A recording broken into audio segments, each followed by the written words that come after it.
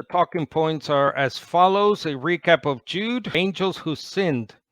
And then we'll look at the origin of what Jude is saying here. Why did Jude say what he's saying? And I think it goes back to Genesis 6 and the sons of God. And we'll look at the destiny of the spirits that are in prison, according to both Jude and Peter. I'll briefly talk about the children of the angels, called the Nephilim, which is a Hebrew word that is translated by the Greek Septuagint or Old Greek translation of the Hebrew scriptures as giants.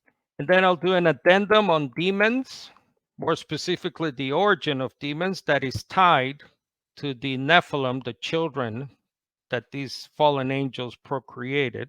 But first, the angels in the Bible are not so holy. In Job chapter 4, verse 18, even in his servants, he puts no trust, and his angels he charges with error. And then again in Job chapter 15, God does not even trust the angels. Even the heavens are not absolutely pure in his sight. These are the words of one of the friends of Job. As you go through the book, you'll realize that the friends of Job are really not so good friends. After all, they're always charging him with error, Job. But sometimes what they're saying is true. There is an element of truth. And that's because whatever holiness the scriptures tend to attribute to angels, angels nonetheless remain free will agents. And like ourselves, like human beings, angels can choose to disobey God and actually fall into sin. This coincides, I think, with what both Jude and Peter describe in their respective letters of how some angels are said to have sinned. So we have here 2 Peter 2, just expanding on what Jude was saying there in Jude 6 and 7. Verse 4, for if God did not spare the angels who sinned, but threw them down into Tartarus and delivered them to be kept in chains of darkness until judgment. And this is similar to what Jude 6 says, verse 6. Angels did not keep their own domains, but abandoned their proper dwelling place. These angels God has kept in eternal restraints under darkness for the judgment of the great day. What Peter and Jude are talking about here is the event that takes us all the way back to the origin in Genesis 6, to the beginning of wickedness when it really ran rampant throughout the whole world. When human beings began to increase in number on the earth and daughters were born to them, the sons of God saw that the daughters of humans were beautiful, and they married any of them they chose. Then the Lord said, my spirit will not contend with humans forever, for they are mortal. Their days will be 120 years. And then Genesis goes on to talk about the children of this unholy union, if you will, called the Nephilim there in verse 4. They were on the earth in those days and also afterward, when the sons of God went to the daughters of humans and had children by them. They were the heroes of old, men of renown. So there's always been a question about these creatures, these children, who are not totally human. There's some kind of a hybrid now, if we understand sons of God to mean non-humans, fallen angels. Yes, there's some question about not only their identity, but what did that mean about afterward? So is that after the flood? There was another incursion, another Genesis 6 type event that the Bible does not tell us about, by the way. But for the time being, let's focus on the benei elohim, which is the Hebrew for sons of God, and why that phrase is reserved, it seems, in the Old Testament for angels only, that is, non-human individuals. So we go back to the book of Job in chapters 1 and 2. The sons of God came to present themselves before the Lord, and Satan, or the Satan, came also among them. And then again in Job 38, talks about the morning stars that sang together, and all the sons of God shouted for joy. And Psalm 29, verse 1, where it talks again about sons of God and so forth. And they also appear, this phrase also appears in Psalm 89, 6. And I think most of scholarship nowadays would agree with this interpretation. We have the Net Bible, which is the New English Translation Bible Commentary, The phrase benei elohim occurs only here and in Psalm 89. They're also known as the Assembly of the Holy Ones and Council of the Holy Ones. The heavenly assembly, comprised of so-called angels and other supernatural beings, appears to be in view. Then it says to see, for more information, Job chapter 5, chapter 15, Zechariah 14, where these supernatural beings are referred to as holy ones. So let's go back to Jude with this information. So in Jude verses 6 and 7, we read, and angels who did not keep their own domain, but abandoned their proper dwelling place, these he has kept in eternal restraints under darkness for the judgment of the great day, just as Sodom and Gomorrah and the cities around them, since they in the same way as these angels indulged in sexual perversion and went after strange flesh, are exhibited as an example in undergoing the punishment of eternal fire. But the whole point of Jude and Peter, the moral of their story, is to give an example to us humans and say, this is what happens when you disobey God. Even angels who do not obey will perish in a very awful way. Just as Sodom and Gomorrah and the cities around them, and the specific sin here is this sexual perversion. And note there the strange flesh phrase that is, I think, unique to Jude, and it's a very odd thing to say, and it is odd because what happened was odd. What happened was a transgression of creation where you had one type of being leaving their domain, as it says in verse 6, disobeying God and the proper order of creation, and cohabiting, in this case, sexual perversion with another type of being, human beings, that is. So again, they did not keep or guard their own rule. The Greek there Jude uses is a well-known word, principality or rulership, used by Paul in Colossians 2:15. So it sounds like they were designated a place by God. It's like maybe a policeman or a security guard, the state authority saying, okay, this is the place you will guard. This is your rulership. This area only. Don't go beyond that line or don't cross the state line or something like that. But they did, and that's the great sin. So they left that dominion of theirs that was designated by God. Now, there's an interesting background to this. We find in Deuteronomy 32, verse 8, where the Masoretic there says sons of Israel, but these sons of Israel are most likely the same individual or the same group, sons of God, as translated by the Greek translation, which is also similar to what Daniel chapter 10 says in the Greek translation of Daniel.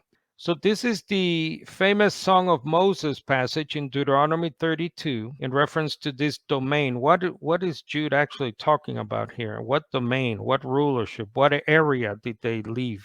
Moses said, remember the days of old, consider the years long past, ask your father and he will tell you, your elders and they will inform you. When the Most High gave the nations their inheritance, when he divided the sons of men, he set the boundaries, maybe paraphrase that as dominions of the peoples, the borders perhaps, according to the number of the sons of God. But the Lord's portion is his people, Jacob his allotted inheritance. So I'm using here a version called Berean Study Bible, and you see that footnote there with the letter B on verse 8. And at the bottom, it has DSS, the Dead Sea Scrolls. LXX, once again, is the Greek numeral for 70, believed to have been 70 rabbis who translated the Hebrew scriptures into Greek, known also as the Septuagint. So they're noting here that in these versions of your Old Testament Bible, it reads according to the number of the angels of God. And the Masoretic, the Hebrew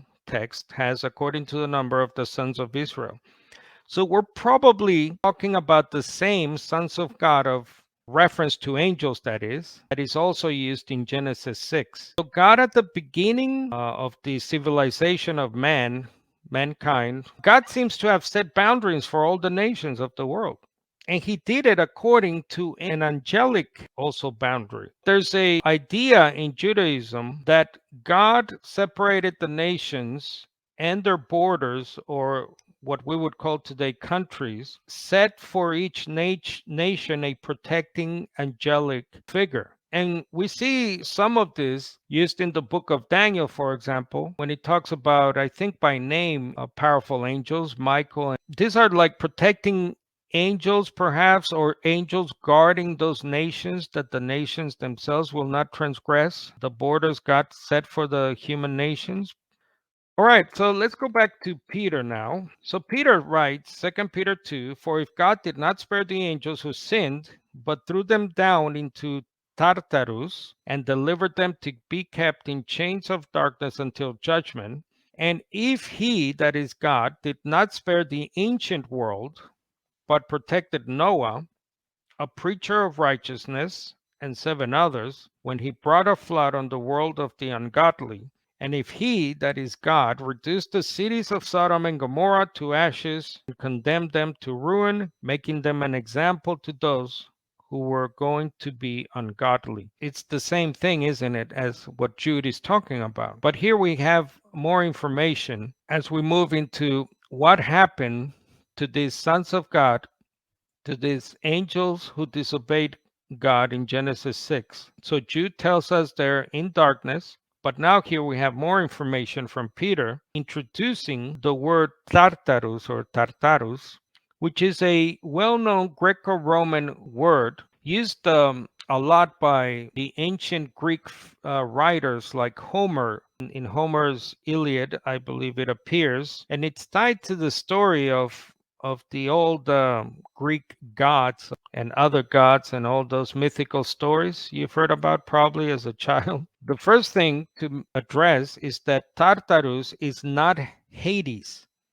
Now, Hades is another Greek word for the Hebrew Sheol, the graveyard, basically. It's the underworld of the dead, also known as Gehenna. So the lake of fire is down there in Sheol somewhere. And when judgment comes, when the parousia takes place, God will reveal this Gehenna, which is underground somewhere. So it's in Sheol, Gehenna. But Tartarus is not that. There's a lot of confusion because too many translations mistranslate that Greek word Tartarus as, quote, hell. And again, that's another mistranslation, the word hell, of Hades, by the way, or Gehenna. So it is not that. It is not hell, quote unquote. It is not Sheol as such.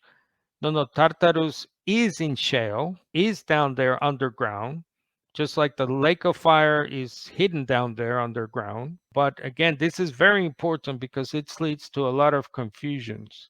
This place, Tartarus, is reserved for fallen angels. Again, this is very important to note, and this adds to the confusion because people think that that's where humans will go to as well, where these fallen angels of Genesis 6 are in prison at the moment. But no, this is strictly a place only for these fallen sons of God angels. And the references for that are Revelation 18:2, Revelation 20, verse 7. Also see the extra biblical books, like the first 2 books of Enoch and the book of Jubilees. It gives you the background there to what I'm saying here. Just for your information and for you to research further if you'd like, Tartarus is also known as the airy Tartarus, in the air somehow.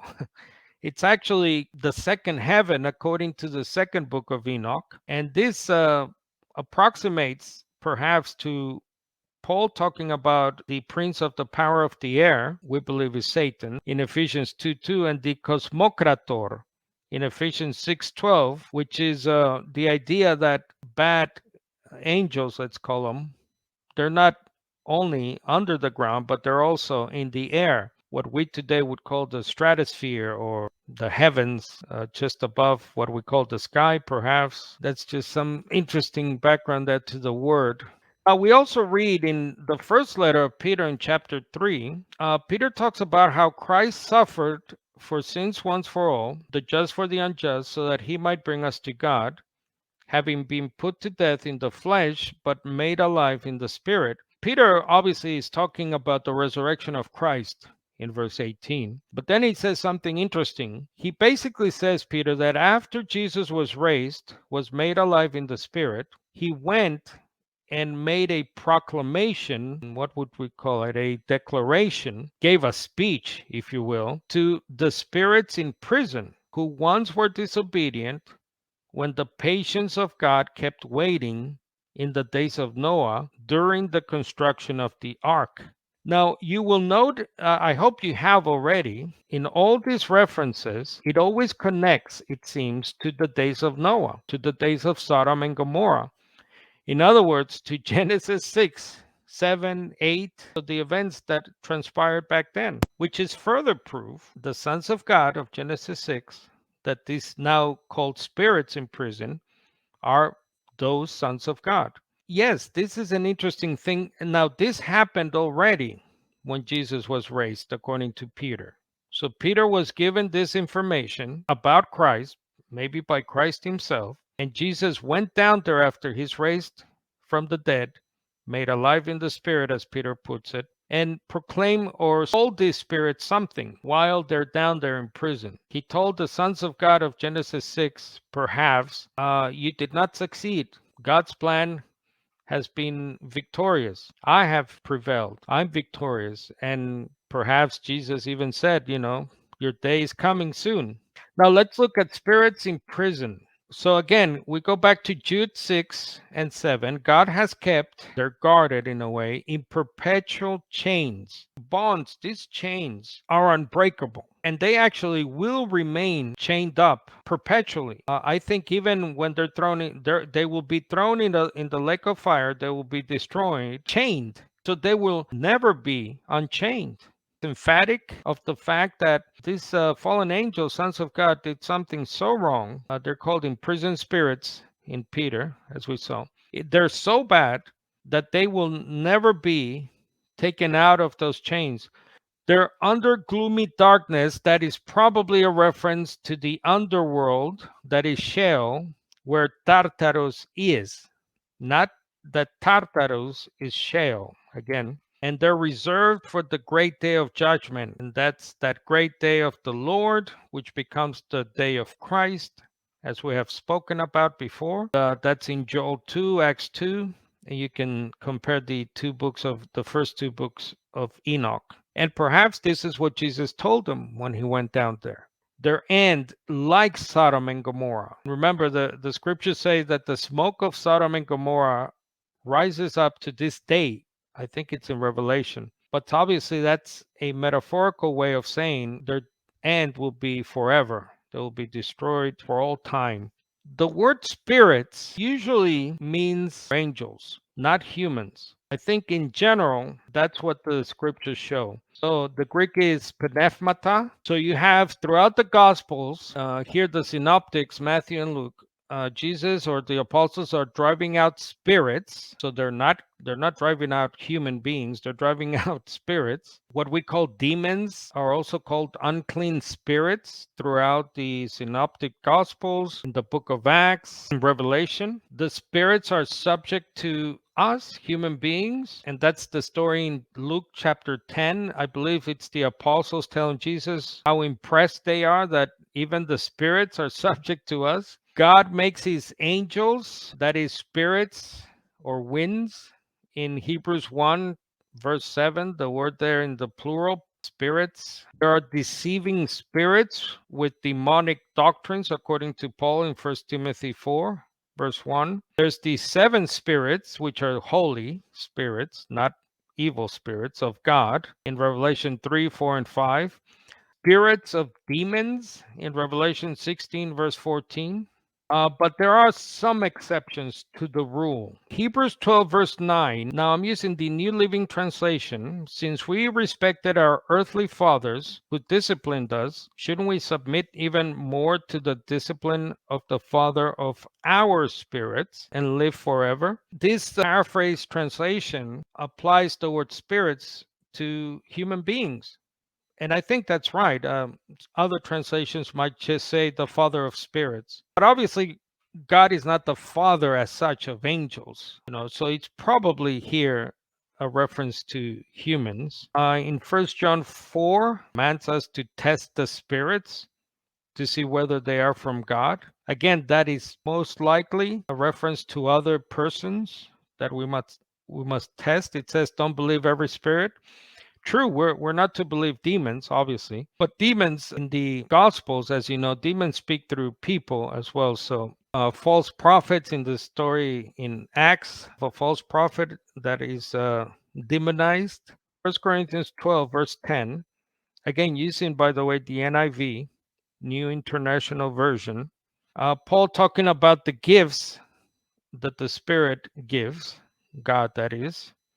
To one is given miraculous powers, another prophecy, to another distinguishing between spirits. Might be a bit ambiguous, could go both ways here. So if anything, these three exceptions in my estimation, either too ambiguous to say for sure it's referring to angels, or they're more likely, especially the Hebrews one, referring to human beings. Let's look at the children of this unholy union that happened. Again, Nephilim is the Hebrew word used in Genesis 6. What looks like the children of the sons of God, fallen angels and women. They're called giants by the Septuagint. Remember, I told you the Greek translation of the Hebrew. These giants were probably giants, literally giants. Now, if you read the book of Enoch, I think there's a bit of an exaggeration there. I think Enoch has these things measuring, what was it? I think it was 80 feet. That's 80 feet tall. But they definitely were not humans. As we know, humans, there are some kind of a hybrid transfigures, if you will. And of all the renown, perhaps there is some truth to Homer and his Odyssey, gods and giants and all kinds of creatures. Perhaps there's some truth to that.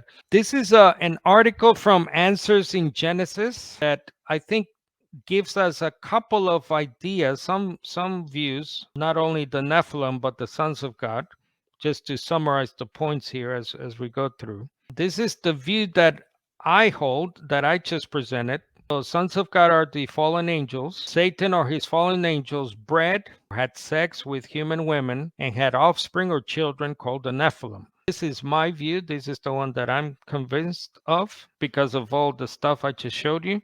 There's the fallen angels that overtook men view.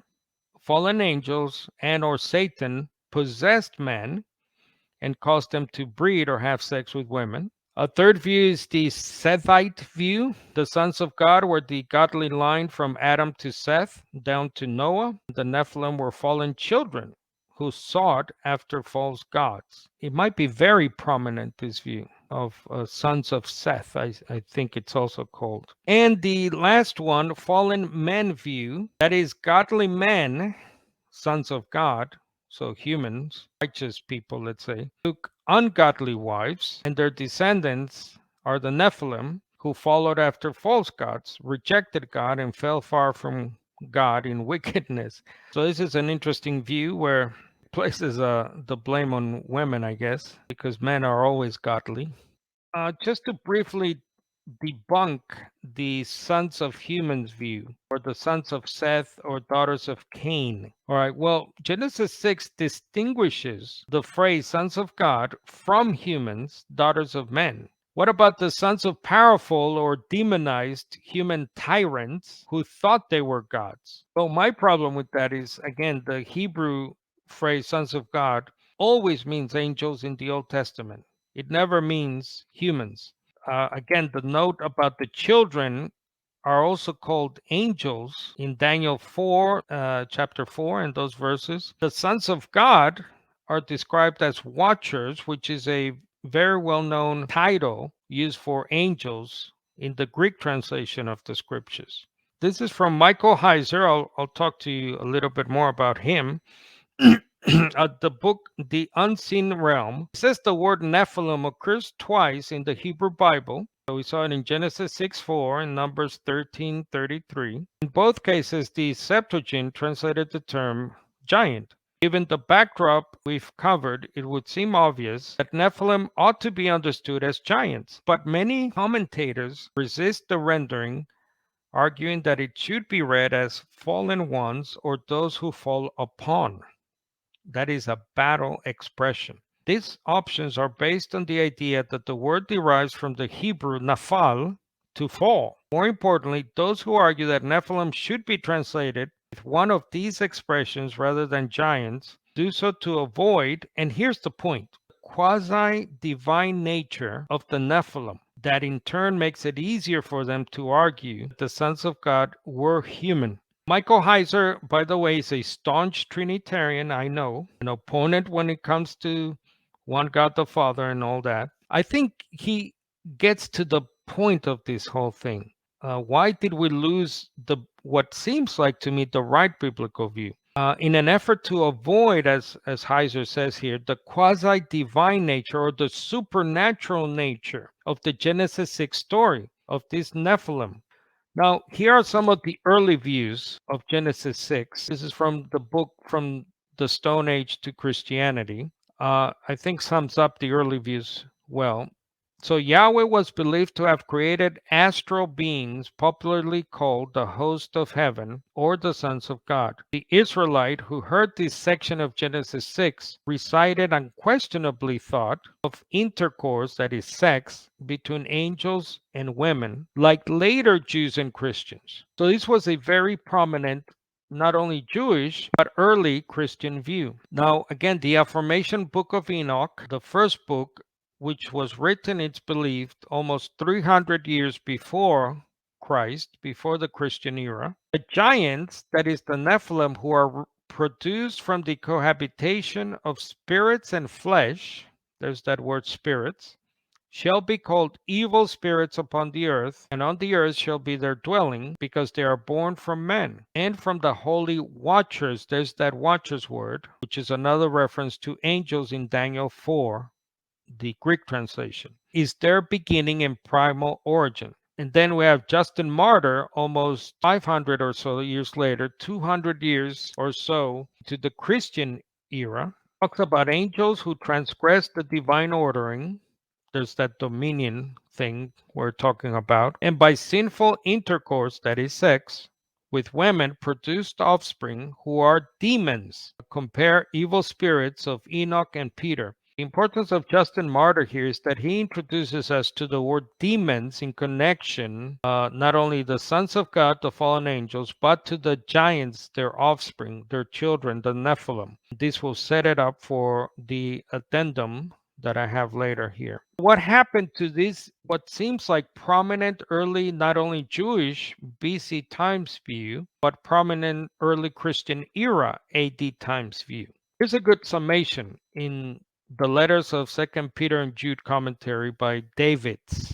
We should note that at this point that Judaism abandoned this interpretation of Genesis 6 as referring to angelic beings only after the time of someone called Rabbi Simeon, and that's around the 2nd century AD, insisting thereafter that the sons of God were human beings rather than angels. In Christian circles, this interpretation of Genesis 6 as referring to angelic beings remained unanimous until the 3rd century and continued until the 5th century, and that's according to Richard Bauckham, another evangelical Christian author of today. Thus, the strangeness of the tradition to our ears does not mean that it was strange to Jude's readers. After all, there is no example of any other Jewish interpretation of Genesis 6 from 2 or more centuries before Christ, which is the formation of the early part of the first book of Enoch, sections of which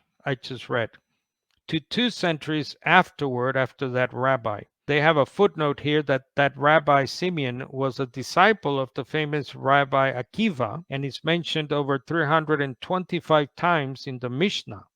That is the Jewish, if you will, commentary to the Hebrew Bible. That's interesting here that this author can even trace it back to one individual started the change, the ultimate change of meaning, changing the supernatural understanding of Genesis 6. Here's a brief addendum on the origin of demons in connection to the Genesis 6 event. Unger's biblical demonology says it's to be noted carefully that Hebrew possesses no precise equivalent for the Hellenistic Greek terms demon or daemonion, Furthermore, the rabbis divided demons into two classes, purely spiritual beings and half spirits. So here are the classifications of demons according to the Bible. So they go by different names. In English, they're called he-goats or hairy ones. Old Testament references, they're of course called demons. The Hebrew is also translated as gods. They're also called gods, Elohim. They're called idols or lords. Psalm 96 verse 5, the Greek translates it as demons. So there's a clear connection there. There are names. So some of these demons are even named demon God, G-A-D, Isaiah 65. And this she demon, a female demon called Lilith, according to Isaiah 34. So in general, they all amount to moral reprobates, are usually seen to be in union with what's called loose women, immoral women. They're adulterers, really. Here's a clear connection to Genesis 6, the sons of God who were involved in this type of sinful practices. And that's throughout the Old Testament in Isaiah, the Psalms, Book of Proverbs. I'll just read you a section here of one of those references. Isaiah 13. This is in reference to the city of Babylon, which is a very prominent ancient city that is prominent in the prophetic writings, again, notorious in the book of Revelation. So here Isaiah is describing how Babylon will never be inhabited again or settled. No one will pitch their tents there, and no animals will flock there, but only, it says, desert creatures. Howling creatures will fill Babylon's houses, ostriches will dwell there, and wild goats will leap about. Behind those English words are one of those Hebrew words under the classifications. In other words, Isaiah is not talking here about actual animals. He's probably most likely talking about demons. The Witch of Endor is another classic example, perhaps, of demons. Saul seeks a medium because God won't help him, if you remember. The Witch of Endor sees an elohim, and that's one of the words, a god coming up from the ground. So this is probably a demon impersonating the, is it the King Samuel? And then this interesting connection to demons of the spirits of dead giants. Now there's this interesting word, Rephaim, a Hebrew word, usually translated as spirits of the dead that live under the earth according to Psalm 106, also Numbers 25. It's believed to be the spirits of giants, also known as mighty men in Job 26. Greek translation, some of the Targums, which are Jewish paraphrases of their own Bible, and the Latin Vulgate actually have giants. What seems to have happened is that when a giant is destroyed during the flood, they were allowed to live on as a Rephaim, as a spirit here, disembodied. In other words, a demon. And this could just simply be a further punishment by God that is allowing for this to happen. I think this only would apply to what we would call the first generation giants of Genesis 6. Because remember, there was an outbreak again after Genesis 6, another outbreak, so there were more giants probably. But I think this would only apply to the flood giants, the ones that perished in the flood.